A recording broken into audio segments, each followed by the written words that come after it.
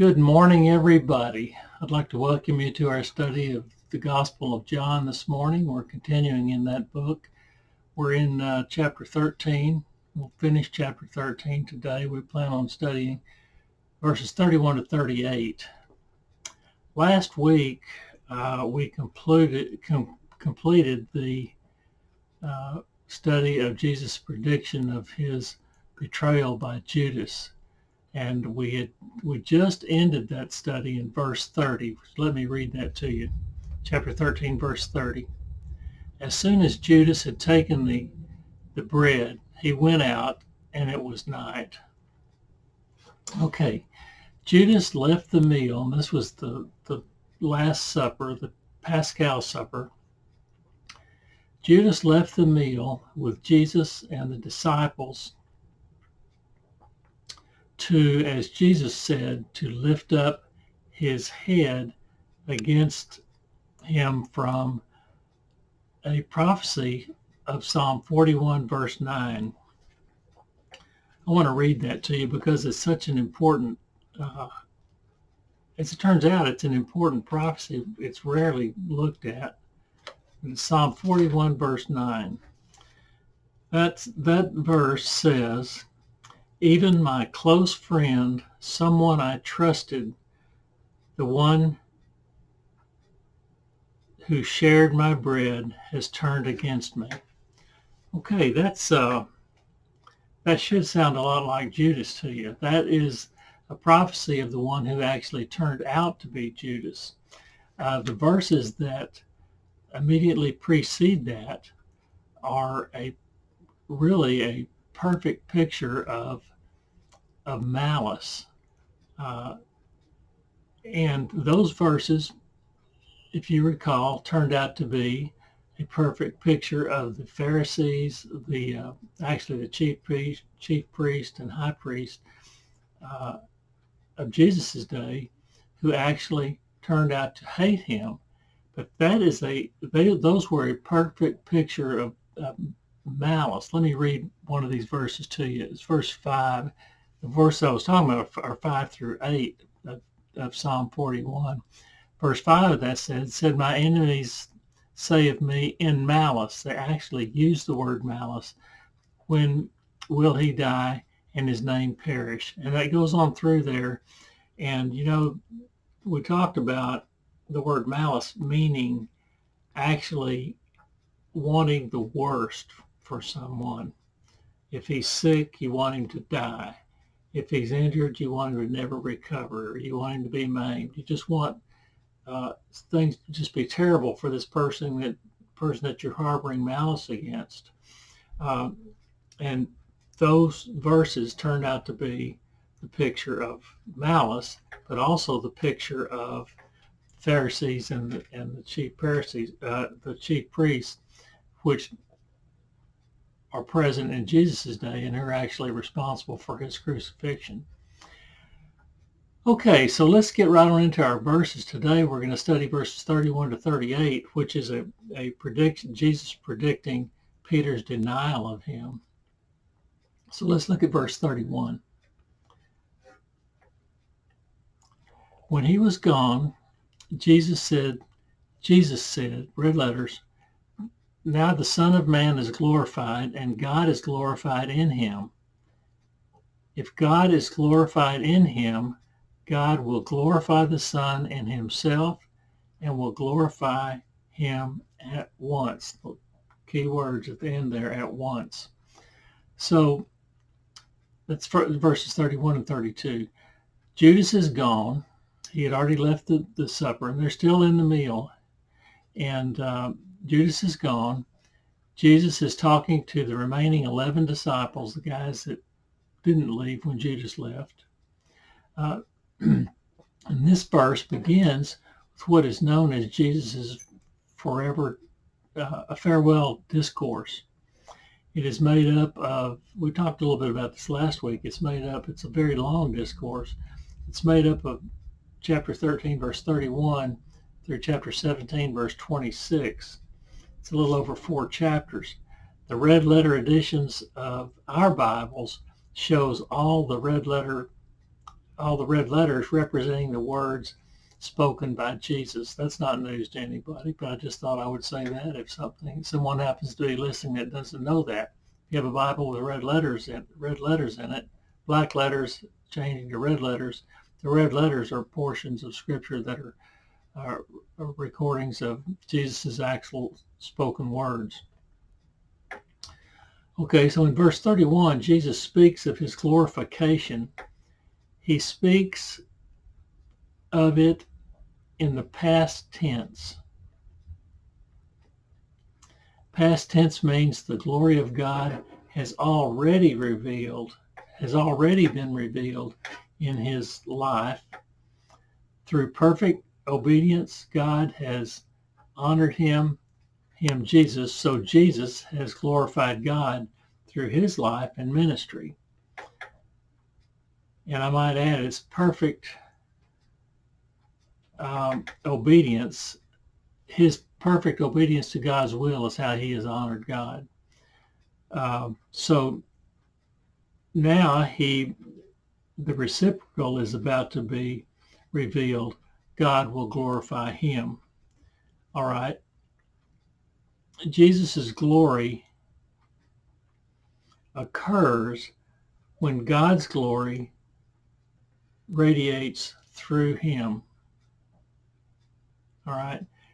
Jesus' glory occurs when God's glory radiates through him. On a cross, let's see, the supreme, the ultimate place where God's divine will be visible will be on the cross.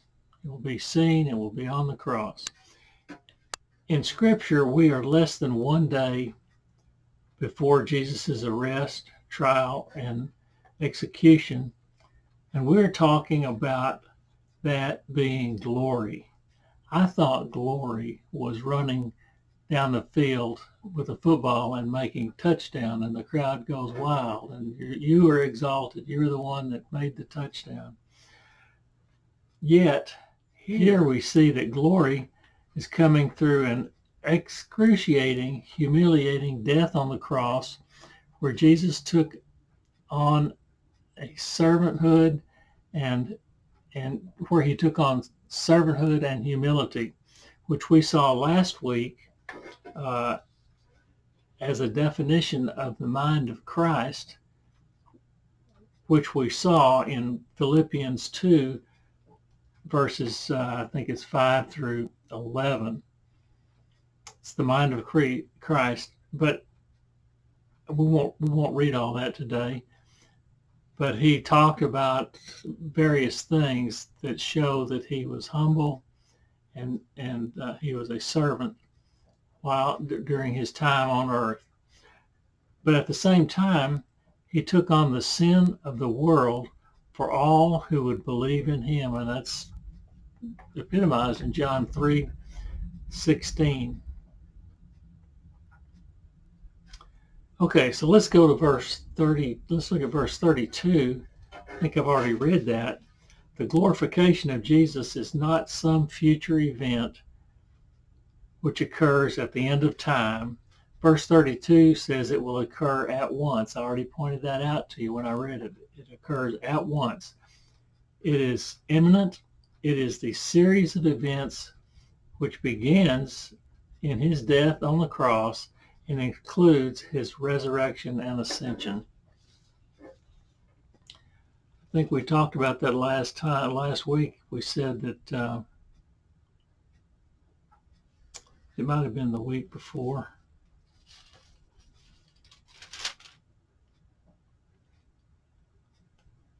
Yes, it was the week before in chapter 13, verse 1. Jesus knew that the hour had come for him to leave this world and go to the Father.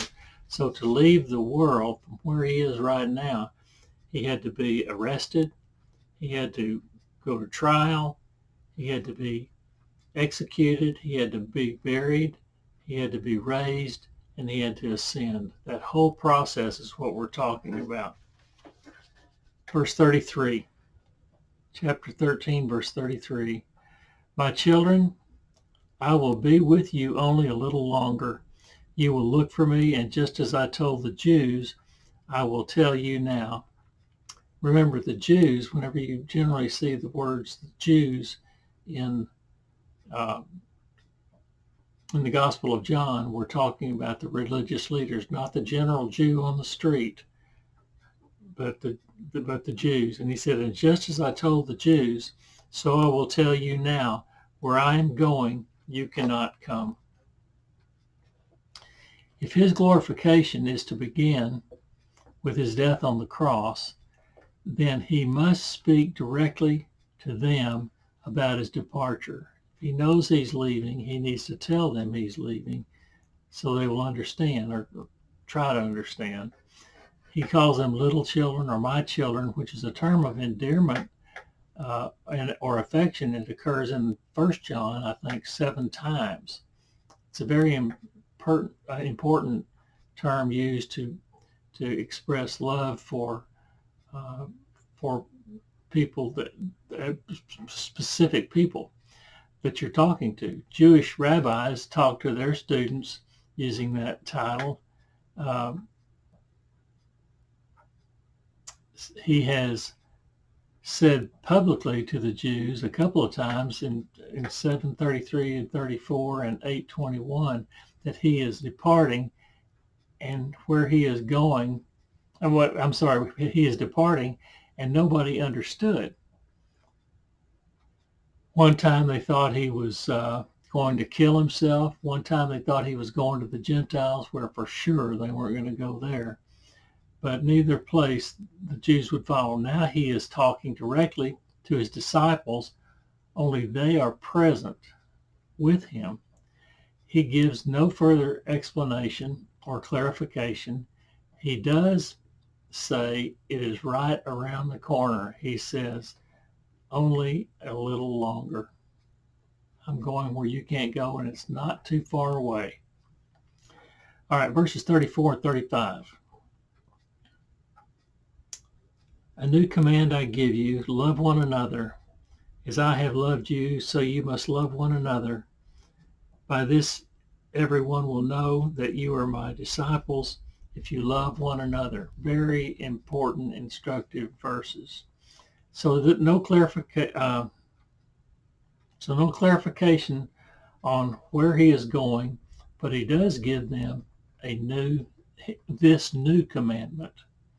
Okay, it's very interesting. This new commandment. So this new means there is at least one other one. If I've already given you one, then what I'm going to give you when I give you the next one is a new one. Okay, so there have been some others that went before. Love God with all your heart and soul and mind and strength in Mark 12:30. The new commandment is to love each other as he loved them. As he loved them. That's what these verses say. This defines what kind of love he expects, and it's agape love in the Greek. This is what has come to be known as Christ-like love. We talked about this last week in the scriptures that are right before the mind of Christ scriptures, which we talked about in Philippians 2 verses 5 and following. Right before that is a definition of the kind of love that he expects them to have for each other and for other people for that matter. I want to read it to you just because they're such important verses, and I want us to be reminded of what I'm talking about. Philippians 2.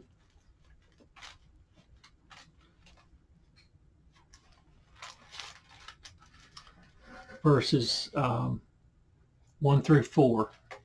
Listen as I read these. This is Paul's letter to the Philippians, and he's talking about them having the kind of love, the Christ-like love that we're talking about, which is called agape love. But I'm telling you this because it's a perfect example of what Jesus was telling his disciples, the kind of love they were to have for each other. Okay, listen as I read. Therefore, if you have any encouragement from being united with Christ, if any comfort from his love, if any common sharing in the Spirit, if any tenderness and compassion, then make my joy complete by being like-minded. That's like-minded, having the mind of Christ. Do nothing out of selfish ambition or vain conceit, rather in humility value others above yourselves, not looking to your own interest, but each of you to the interest of others. You are to put the interest of others before your own. That's essentially what we're talking about here. Not only that, but they are, and we are to be known by it. Look at that. Verse 35 says, by this, everyone will know that you are my disciples if you love one another. We're to be known by it. When we are thought of by people, this is what they should think of. When people think of me, when they think of you, they should be thinking, well, look how he loves each other, how he loves people. Okay. Love characterizes Jesus' relationship with God.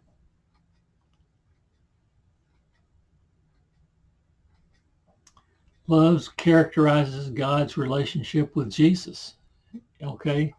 It's this circular mutual love they have for each other. They're not one Jesus praising God, Holy Spirit praising Jesus. It's each of them praising each other all the time, loving each other all the time. Jesus says, love as I have loved you. The most important act of love was the foot washing. We talked about that last week. It turns out that is a very important teaching in humility and servanthood, the mind of Christ. That's what the title of my video included, was the mind of Christ. It characterizes servanthood. It characterizes doing something for someone when when it might be better for you if you didn't have to do it. What does the word commandment signify? What does it mean? What does the word commandment mean? He says, I give you a new commandment. It carries no weight unless it comes from someone of higher rank than it's being given to. Very obviously and very important to recognize who it is that has rank over us, that they're giving us commands. This is a commandment, not intended to be optional. A commandment is not an optional act. It's something that is expected, yet we make it optional. I think agape love, is manifested in obedience. We know when agape is required. We cannot plead innocent out of ignorance. We can only plead guilty. Too much trouble to show love. Too much time required. How about, I just don't want to do it? This is what we are to be known by, Jesus said. So this attitude of, I just don't want to do it, or how about another time? No, it's called for now. Now is when we're supposed to do it. This is what we are to be known by. All right, let's look at verse 36. Simon Peter asked him, Lord, where are you going? Jesus replied, where I am going, you cannot follow, but you will follow later. Now Peter gets into the conversation. The question from Peter, the response from Jesus, you cannot follow, but you cannot follow now, but later he will follow in death. As Jesus died, he will die also. Okay, verse 37. Peter asked, Lord, why can't I follow you now? I will lay down my life for you. Peter is so anxious to be with Jesus, he claims he will lay down his life for Jesus. Remember what he said when Jesus was going to wash his feet last week?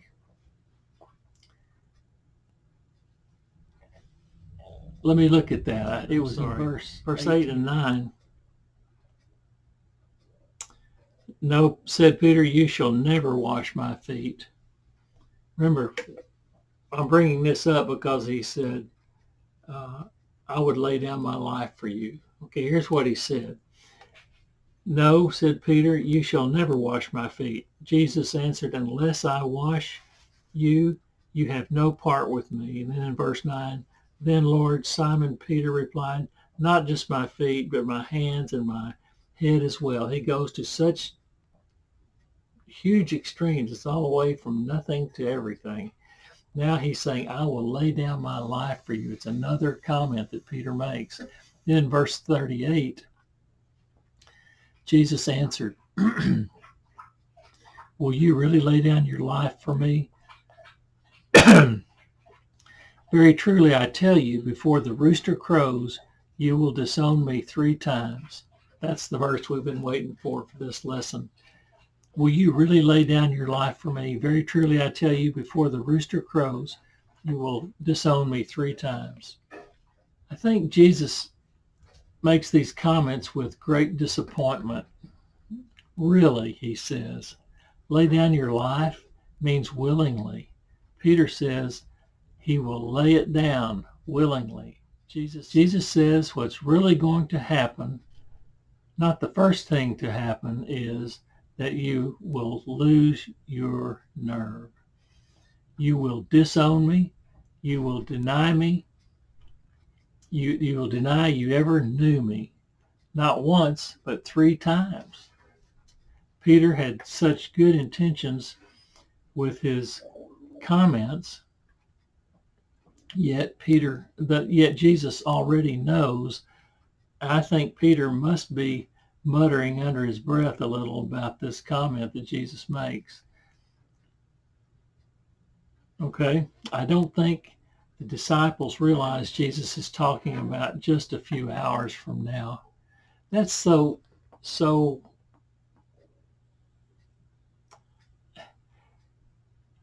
unusual to think about, because we're reading the Bible like we're watching a movie that we've seen several times.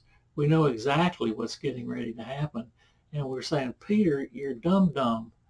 You know, why don't you ever understand anything that Jesus said? They don't realize when Jesus is saying these things, we're on Thursday night, and early Friday morning, I'm going to be arrested and eventually die tomorrow when the sun comes up, after the sun comes up. I don't think the disciples realize Jesus is talking about just a few hours from now. If Peter really had any suspicion what Jesus was talking about, he could have decided in advance how he would react. What have I told you before?